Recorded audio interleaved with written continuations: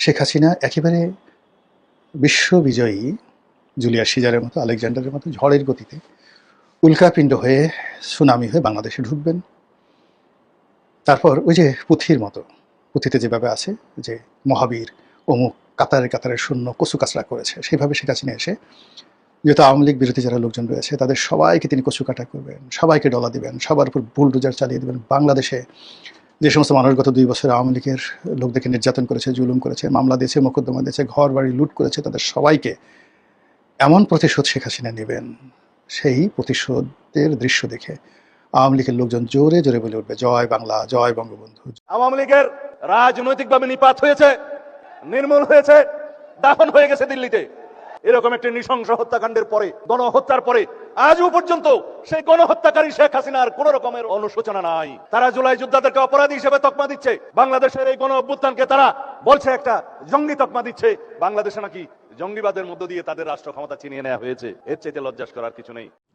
যবে শেখ হাসিনা যবে দেশে ফেরার ঘোষণা দিয়েছেন, তারপর থেকেই বিএনপি এবং জামায়াতের মধ্যে একটা অস্থিরতা সৃষ্টি হয়েছে।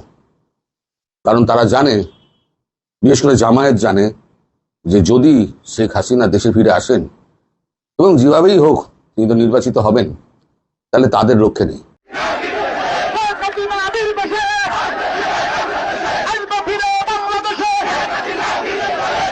কমপক্ষে 67% মানুষ তারা অধীর আগ্রহে অপেক্ষা করছে যে বাংলাদেশের রাজনীতিতে আবার আওয়ামী লীগ ফিরে আসবে। দর্শক দেখতে পাচ্ছেন শেখ হাসিনা শেখ হাসিনা বলে স্লোগান তুলছেন ধানমন্ডিতে।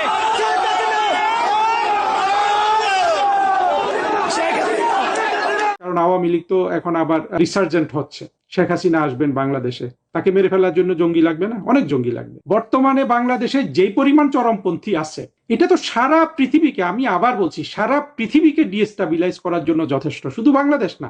আমার ভাগ্যে যাই ঘটুক আমি তো আসবোই, যাই ঘটুক আমি আসবোই বাংলাদেশে, ইনশাআল্লাহ। এই মানুষের এই কষ্ট, এটা সহ্য হয় না। আমি যদি আমার মাকে জিজ্ঞেস করতাম যে আপনি কি চান আপনার সাথে যে অবিচার অন্যায় হয়েছে তার প্রতিশোধ আমি নেই, কারণ সেই প্রতিশোধ নেবার ক্ষমতা আল্লাহ রাব্বুল আলামিন আমাকে দিয়েছেন।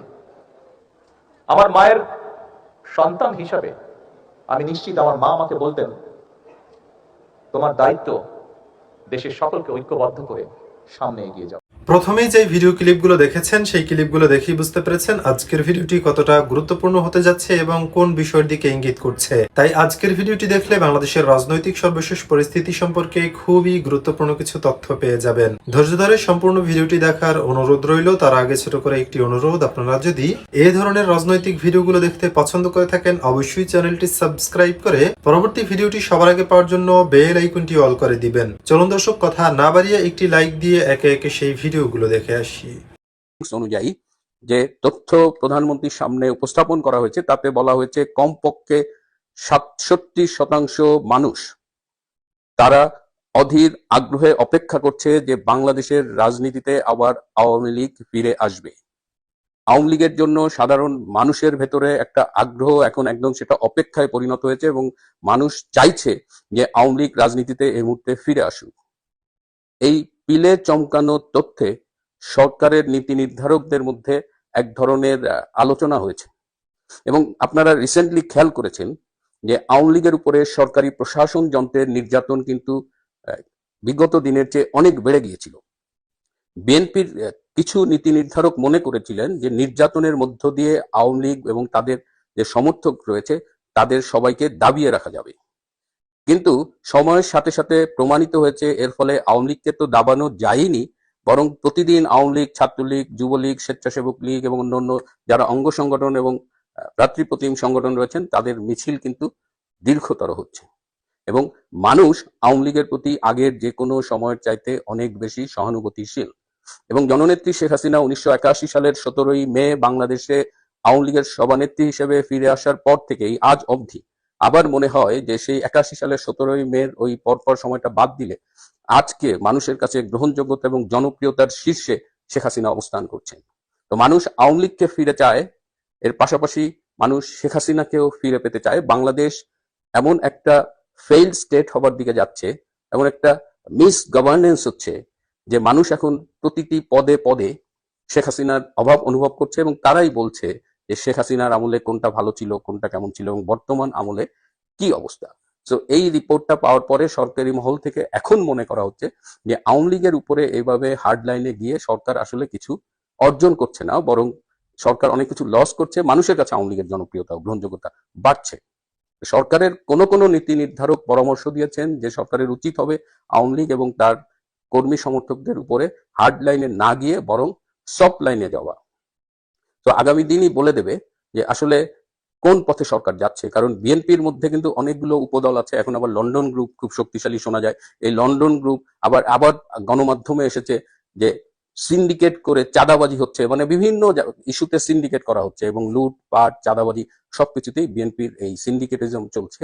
তো এর মধ্যে আওয়ামী লীগের উপর সফট হওয়ার পরামর্শ দেওয়া হয়েছে সিনিয়র নীতি নির্ধারকদের পক্ষ থেকে। আমরা আগামী দিনে সেটা দেখতে পাবো যে সরকার আসলেই কি সফট লাইনে যাচ্ছে নাকি হার্ড লাইনে যাচ্ছে। এবারে আমি গত দুদিনের রূপান্তরের সত্যের দুটো পর্ব নিয়ে একটু কথা বলতে চাই। আমি পরশুদিন বলেছিলাম যে জাপানি একটি প্রতিনিধি দল প্রধানমন্ত্রী তারেক রহমানের সাথে দেখা করেছে, এবং সেখানে তারা মেট্রো রেলে যে ভাঙচুর, স্টেশন ভাঙচুর, অযত্ন অবহেলা এসব বিষয় নিয়ে কথা বলেছে। তো অনেকেই আমাকে বলেন যে ভাই আপনি কি ওই বৈঠকের সময় উপস্থিত ছিলেন কিনা, এটা কিন্তু আমি শুনি। কিন্তু আমি অনেক বৈঠকের গোপন খবর আমি আমার এই রূপান্তরের সত্যে ফাঁস করেছি, এবং অধিকাংশই কিন্তু সত্য হয়েছে। এন্ড ইট স্টার্টস ফ্রম সেই লন্ডনে 2025 সালের 13ই জুন যে একান্ত বৈঠক হয়েছিল ডক্টর ইউনূস এবং তারেক রহমানের মধ্যে, সেই বৈঠকের কথাও কিন্তু আমি ফাঁস করেছিলাম। তো এবার জাপানি দল মূলত তাদের এই যে মেট্রো রেল কেন্দ্রিক অসন্তোষটা তারা সরকারকে জানিয়েছিল, এবং ডক্টর ইউনূসের আমলে আমরা কিন্তু দেখেছি যে জাইকা বা জাপান সরকার বাংলাদেশের ব্যাপারে, বাংলাদেশের বিশেষ করে উন্নয়ন সহযোগিতার ব্যাপারে তেমন আগ্রহ দেখায়নি। তো সেটি প্রধানমন্ত্রীর সাথে আলাপ করার পরে আমরা দেখেছি যে আজকের এই ছুটির দিন হওয়া সত্ত্বেও সরকারি কর্মকর্তারা, এমনকি আমাদের যে সড়ক পরিবহন এবং সেতু মন্ত্রণালয়ের মন্ত্রী শেখ রবিউল আলম, তিনি নিজে মিরপুরের মেট্রো রেল স্টেশনে গেছেন, যেটি জুলাই আগস্টের জঙ্গি অভ্যুত্থানে জঙ্গিরা ধ্বংস করেছিল। সেই স্টেশন তদারক করতে গিয়েছেন। তিনি দিয়াবাড়িতে গিয়েছেন, এবং তিনি সেখানে বলেছেন যে তারা জানতো না দিয়াবাড়িতেও জঙ্গিরা 4টি গাড়ি পুড়িয়ে দিয়েছিল, যেগুলো মেট্রো রেল সংক্রান্ত কাজে ব্যস্ত থাকতো। এবং যে যে অভিযোগ তারা জানিয়েছিল প্রত্যেকটা সরেজমিনে পরিদর্শন করা হয়েছে, এবং এটা এই ইঙ্গিতই দেয় যে সরকার এই জাপানি জাইকা এবং ওই প্রতিনিধি দলের এই ক্ষোভটাকে গুরুত্বের সাথে নিয়েছে। এবং এই সরকারি কর্মকর্তা ইনক্লুডিং দ্য মিনিস্টার, তাদের এই তৎপরতাই কিন্তু প্রমাণ করে যে তারা এই মেট্রো রেলের ব্যাপারে এখন সিরিয়াস। কারণ এই মেট্রো রেলে কোরবানির ঈদের আগে আপনারা দেখেছেন যে গরুর হাট বসেছে, অবহেলা অযত্ন এগুলো কিন্তু আমরা নিয়মিত মিডিয়ায় দেখেছি। তো সেই বিষয়টাও দেখেছি।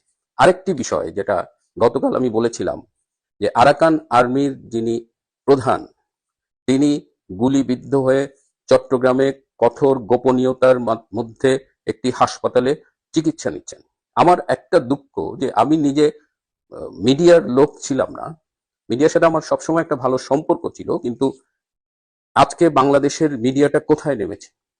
এই তথ্যগুলো যদি রূপান্তরের সত্যের মধ্য দিয়ে আমি বলতে পারি, তাহলে বাংলাদেশের গণমাধ্যম কেন বলতে পারে না?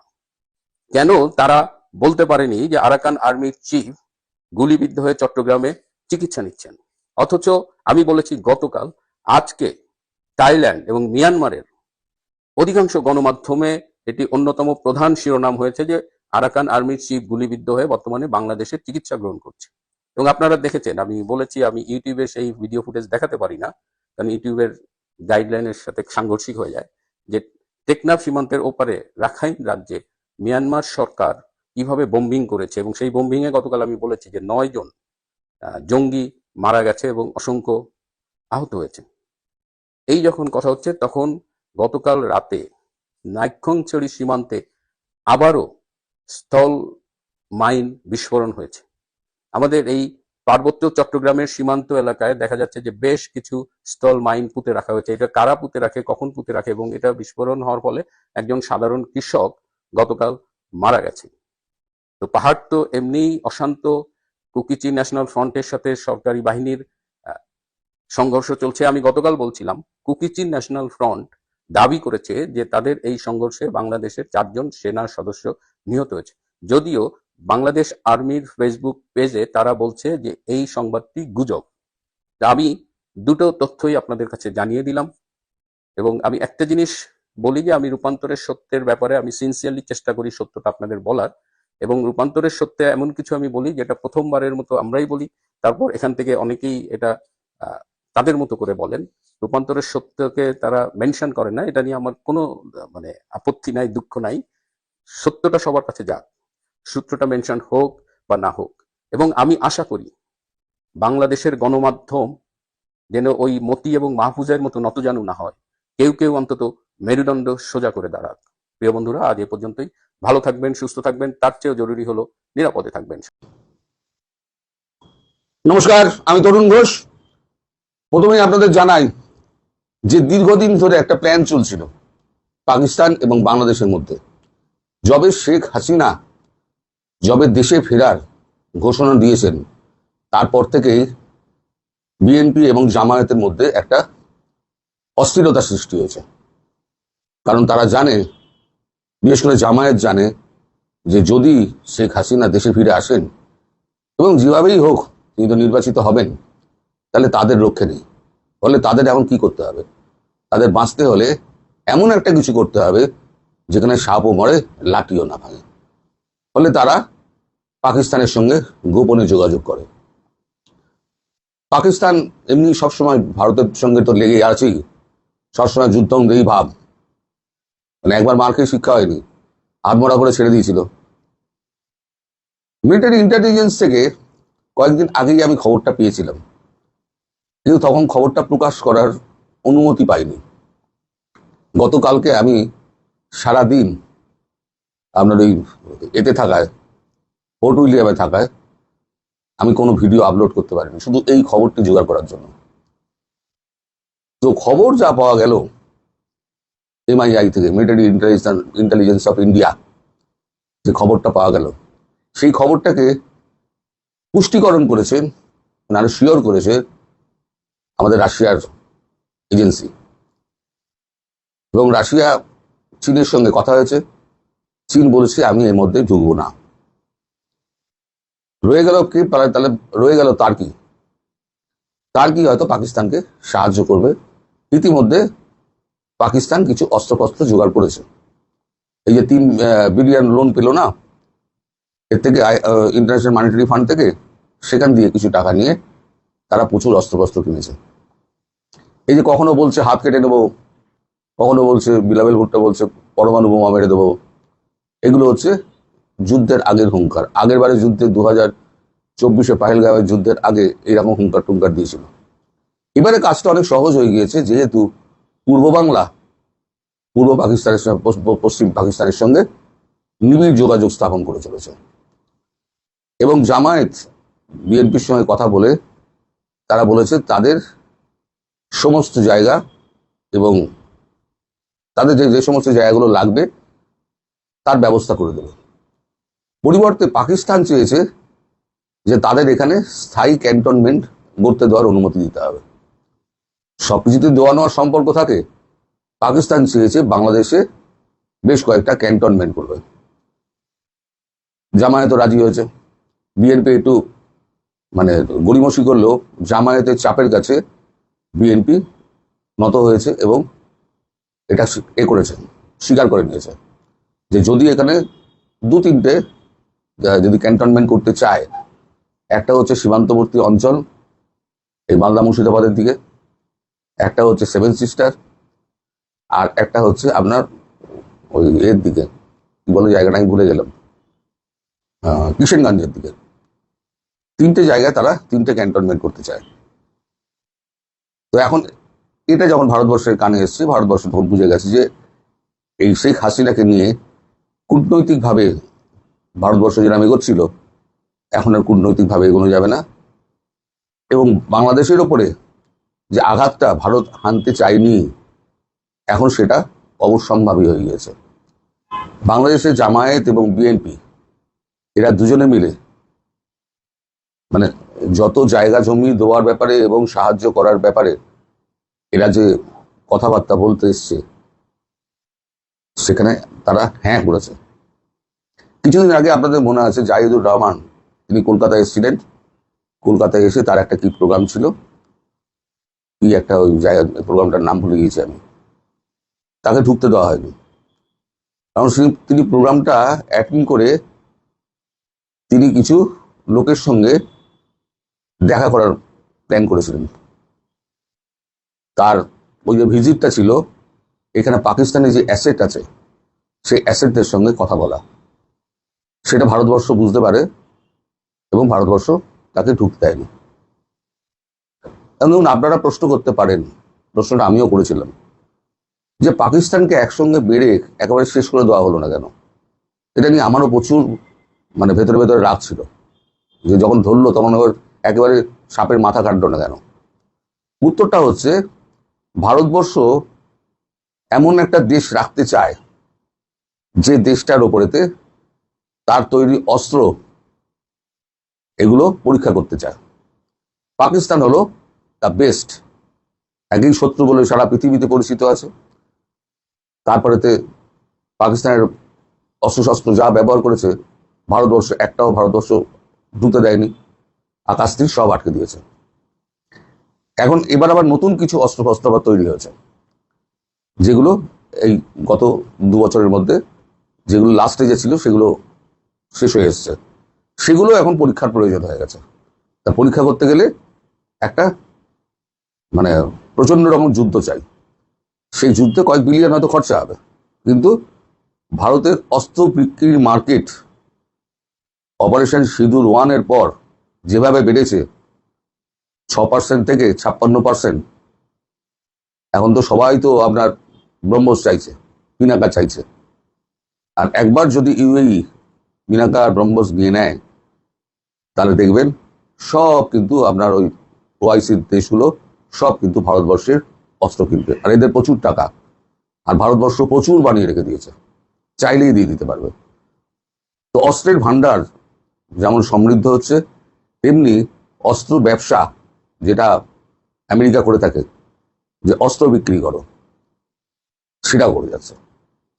এদিকে ইসরায়েল করেছে কি, ইসরায়েল ব্রহ্মোস চেয়েছে, কিন্তু ভারত তো ব্রহ্মোস দিতে পারবে না, S-400 দিতে পারবে না, এই কারণে যে S-400 তৈরি হয়েছে রাশিয়া এবং ভারতের যৌথ মানে টেকনোলজিতে।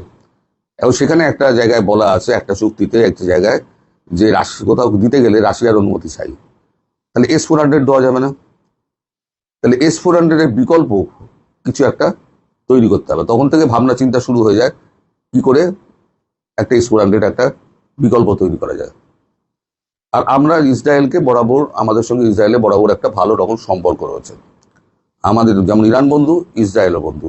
ফলে ইসরায়েলকে যদি আমরা সরাসরি অস্ত্র সাপ্লাই করি তাহলে ইরান বলবে আপনি তো সাপ্লাই করছেন।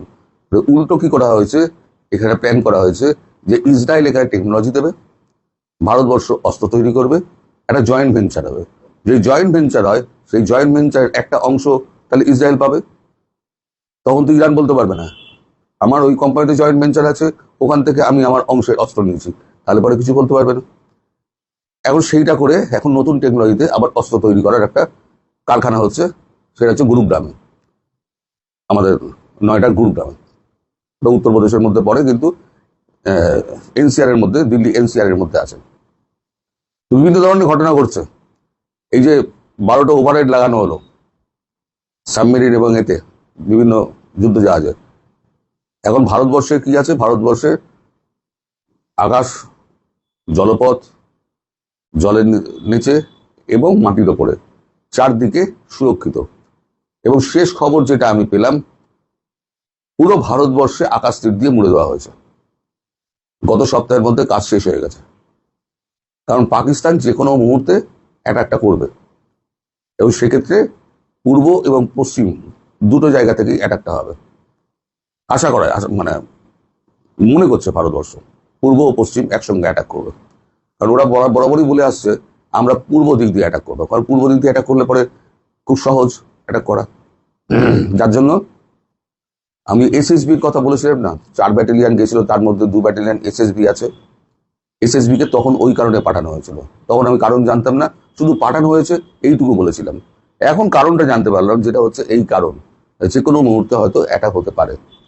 আর পাকিস্তান আক্রমণ করছে এই কারণে, পাকিস্তানের ভেতরে এত অস্থিরতা, মানুষ পাগল হয়ে গেছে। এখন একটা যুদ্ধের মতো পরিস্থিতি যদি তৈরি হয়, সব মানুষকে তাহলে দেশাত্মবোধের খাতিরে এক করে নেওয়া যাবে এবং নজরটা ঘুরিয়ে দেওয়া যাবে। ঠিক এখানেও বাংলাদেশেও তাই। দ্রব্যমূল্য থেকে আরম্ভ করে বিদ্যুতের জ্বালানি আপনার দাম আকাশ ছোঁয়া হয়ে গিয়েছে। সাধারণ মানুষের মানে খাওয়ার মানে ক্রয় ক্ষমতার বাইরে চলে গিয়েছে। তাহলে এখানেও একটা যুদ্ধ পরিস্থিতি যদি তৈরি হয়, তাহলে নজর ঘুরে যাবে। ওখানেও একটা যুদ্ধ পরিস্থিতি তৈরি হলে পাবলিকের নজর ঘুরে যাবে। ফলে দুইজনের যে লক্ষ্য, সেই লক্ষ্য পূরণের একটাই পথ, সেটা হলো যুদ্ধ। ভারতবর্ষের সঙ্গে দুই ফ্রন্ট দিয়ে যুদ্ধ করো। ভারতবর্ষ তৈরি হয়ে আছে। এইবার যখন মার খাবে, ভারত তো চাইনি, কেউ দোষ দিতে পারবে না ভারতবর্ষকে। ভারতবর্ষ কিন্তু চাইনি। এই ব্যাপারে মার্কো রুবিও এসেছিলেন কথা বলতে। মার্কো রুবিওকে পরিষ্কার বলে দেওয়া হয়েছিল, আমি তখন বলেওছিলাম যে আপনাদের সাহায্য লাগবে না, আমরা আমাদের মতো কাজ করে নেব। এবার টার্কিকে আটকানোর জন্য গ্রিসকে লাগিয়ে দেওয়া হয়েছে, আর্মেনিয়াকে লাগিয়ে দেওয়া হয়েছে, যাতে টার্কি সাহায্য না করতে পারে। ধরুন সোমবার দিন যে যুদ্ধ আরম্ভ হয়, তাহলে শনিবার থেকে মানে গত শনিবার থেকে ধরুন 4 তারিখে একটা যুদ্ধ শুরু হবে। খবর তো সবাই রাখে। তাহলে 2 তারিখ থেকে গ্রিস এবং আর্মেনিয়া দুজনই টার্কিকে অ্যাটাক করবে। তার জন্য প্রয়োজনীয় অস্ত্রশস্ত্র সব ভারত দিয়ে রেখে দিয়েছে। আচ্ছা, ওদিকে আজারবাইজানের সঙ্গে বন্ধুত্ব আছে। আজারবাইজান যোগ দিলে আজারবাইজানও মার খাবে। তো সব মিলিয়ে এখন কঠিন পরিস্থিতি। যে কোনো মুহূর্তে, যে কোনো দিন যদি পাকিস্তান পরমাণু ভয় টয় দেখাচ্ছে, পরমাণু মারতে পারে, পরমাণু নেই ওদের কাছে, নেই, খুলটা পড়ে আছে, ওইটি দেখায়, মিসাইল মারবে। আর এর থেকে প্রচুর নিয়েছে, কি বলে, ড্রোন নিয়েছে তুর্কি থেকে। সেই প্রচুর ড্রোন যেটা নিয়েছে, ওই যে $2-3 বিলিয়ন যেটা ইন্টারন্যাশনাল মনিটারি ফান্ড থেকে পেয়েছিল, সেখান থেকে কয়েক হাজার ড্রোন নিয়েছে। এবার পর 300-400 করে ড্রোন মারবে, কতগুলো আটকাবে। গতবারও মেরেছিল, কিন্তু ভারতবর্ষের মাটিতে একটাও পড়েনি। একটা বোধহয় পড়েছিল, কোনো পাঞ্জাবের কোনো ক্ষেতে একটা পড়েছিল। তো এই যে ড্রোন টেকনোলজি, এই ড্রোন টেকনোলজিটা এখন বিশ্বের বৃহত্তম একটা শক্তিধর অস্ত্র হিসেবে দাঁড়িয়ে গেছে। আর আমরা ড্রোনকে মিসাইল দিয়ে মারি না, আমরা 12 টাকা 14 টাকার গুলি আমরা অটোমেটিক্যালি ওই গুলি গিয়ে মেরে দেয়। অত মিসাইল ব্যবহার করি না, যেটা আমেরিকা করে আমেরিকা লস খেয়ে গেছে। কারণ আমেরিকার ওই পদ্ধতি নেই, ভারতবর্ষ যে পদ্ধতিটা বার করেছে। যাই হোক, আপনারা অপেক্ষা করুন। তবে শেখ হাসিনার ফেরা আটকাতে পারবে না। যদি তাড়াহুড়ো করে, তাহলে 4-5 দিনের মধ্যে সব সাফাই হয়ে যাবে। আর এই বাংলাদেশের মধ্যে যদি শুরু হয় একবার, বাংলাদেশের মধ্যে যে জেহাদিগুলো আছে, খুঁজে কিন্তু মারবে। ভারতবর্ষ ছেড়ে দেবে না, খুঁজে মারবে। আর এখানে ক্যান্টনমেন্ট ঘুরতে দেওয়ার তো কোনো প্রশ্নই নেই পাকিস্তানকে। আমাদের ঘাড়ের গোড়ায় ক্যান্টনমেন্ট করবে, তো হতেই পারে না। আসলে পূর্ব পাকিস্তান এই যে চলে গেছে শেখ মুজিবের হাত ধরে, এটা পাকিস্তান এখনো মেনে নিতে পারছে না। তার মেয়ে শেখ হাসিনা তাকেও সহ্য করতে পারে না।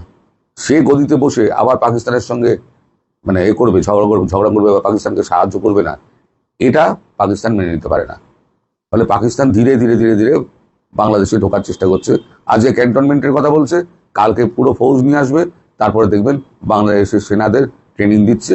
এমনি ট্রেনিং নিতে গেছিল বাংলাদেশ সেনারা, তারপর দেখবেন বর্ডারে সমস্ত পাকিস্তানি সেনা দাঁড়িয়ে গেছে বাংলাদেশ সেনার পাশাপাশি।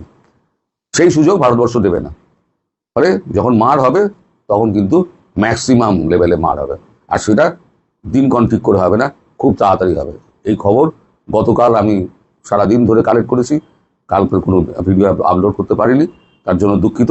কিন্তু আজকে একেবারে সকাল সকাল ভিডিওটি করে আপনাদেরকে হাজির করছি। আপনারা অবশ্যই কমেন্ট করে আমায় জানাবেন যে এই খবর আপনাদের কতটা উপকারে লাগবে। সবাই ভালো থাকবেন, সুস্থ থাকবেন, সাবধানে থাকবেন। মুক্তিযুদ্ধের জয় হবেই। নমস্কার। এই ভিডিওগুলো দেখছিলেন, এ সম্পর্কে আপনাদের মতামত কমেন্টে লিখে পাঠাবেন। ভিডিও ভালো লাগলে চ্যানেলটি সাবস্ক্রাইব করে আমাদের সাথেই থাকতে পারেন। এতক্ষণ সাথে থাকার জন্য ধন্যবাদ।